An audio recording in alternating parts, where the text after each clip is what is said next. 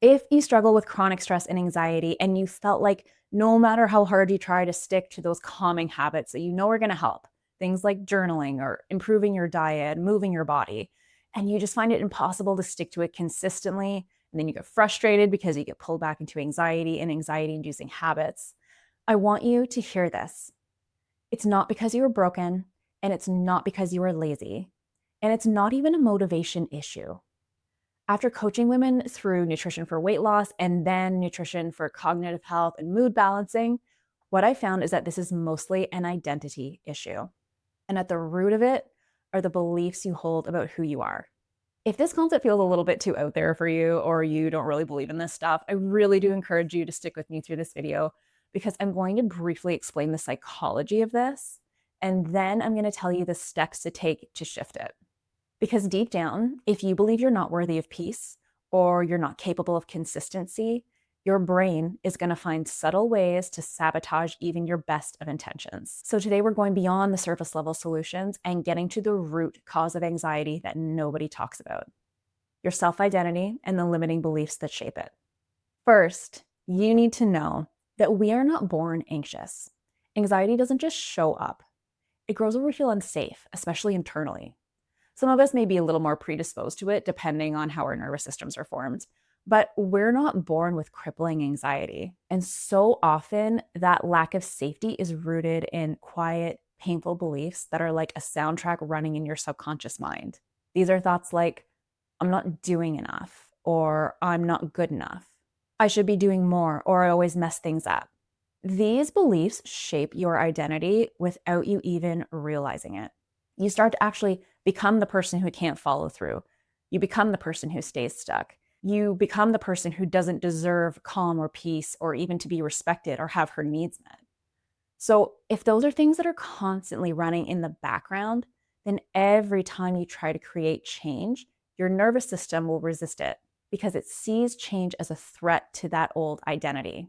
And what your mind and your nervous system want is to keep you the same, because on a primal survival level, the same equals safety, and change or the unknown equals danger.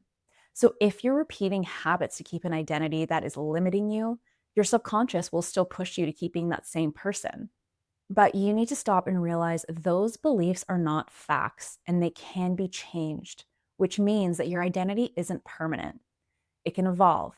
And that evolution is where truly beating anxiety at the root happens. Okay, here's what most people miss. Your habits don't just create results, they also reinforce who you believe you are. So let's say you want to start journaling. And at first it feels awkward and you feel like you're pretending to be the kind of person who's calm and reflective. And maybe part of you thinks, this just isn't me. I'm just doing it because I think I should. But let's say despite that, you keep going. Not perfectly, just consistently enough.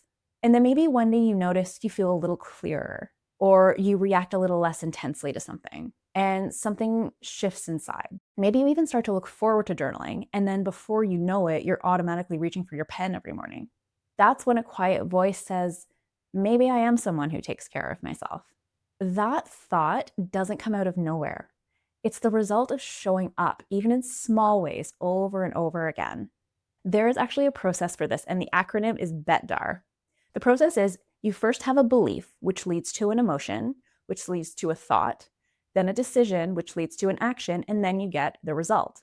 And that result feeds back into the belief.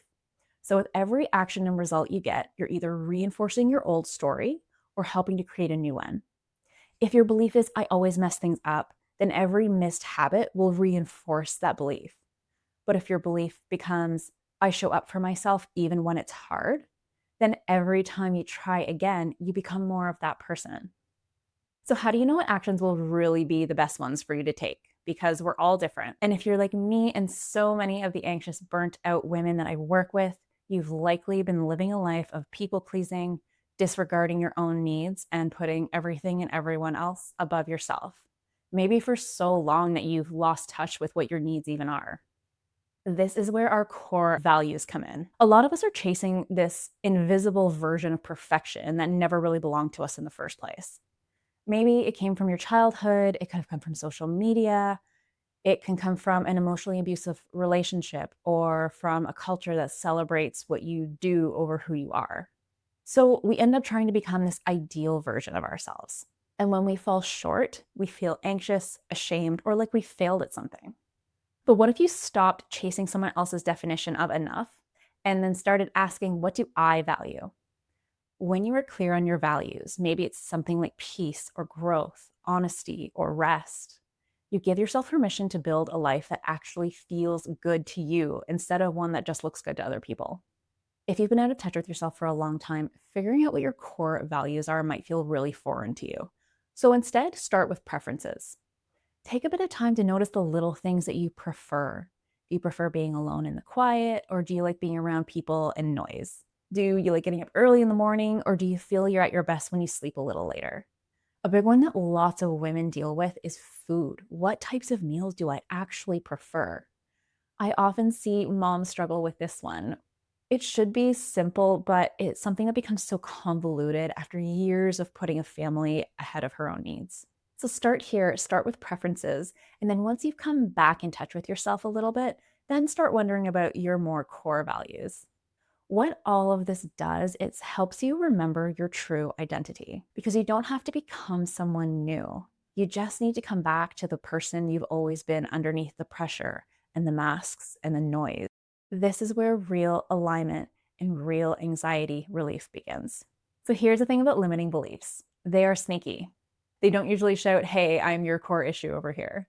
They live quietly in the background. They drive your reactions and your choices and your patterns. So instead of trying to force a belief to the surface, we work backwards. Start with what's already showing up in your life, the things you can see, and then pinpoint a result that feels painful or frustrating. Then you can trace it back step by step until you find the belief that's holding it in place.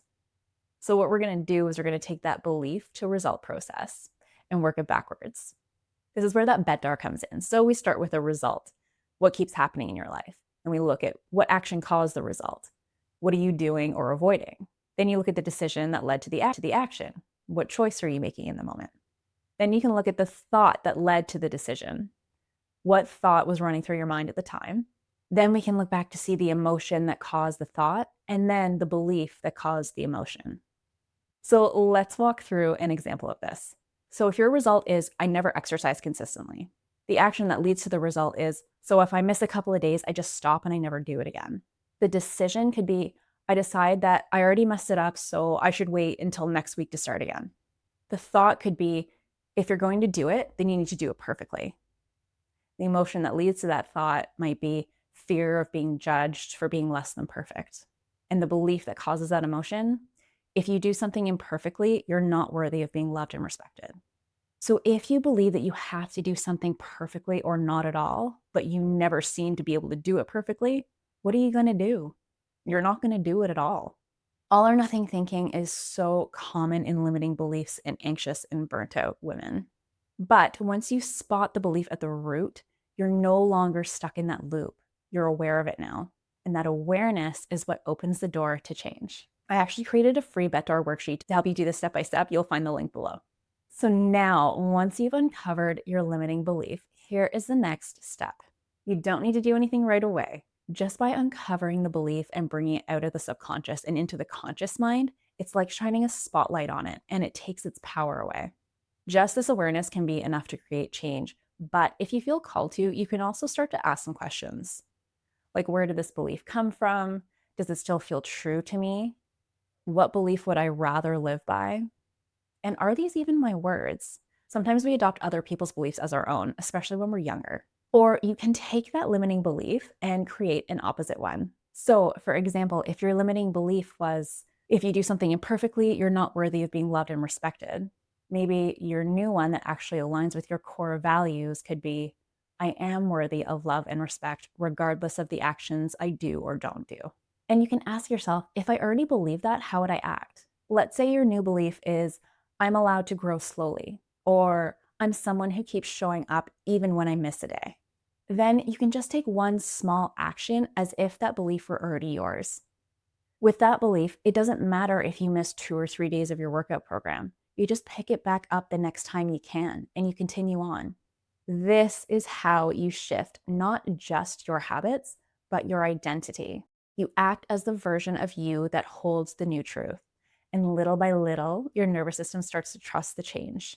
If it feels shaky, you can use your tools, use your nervous system resets, do some journaling, write your new belief on a sticky note or on your phone notes, and then read it when you feel yourself sliding back into the old identity. And celebrate even the tiniest wins. This is not about faking it. This is about slowly reclaiming who you've always been beneath the fear.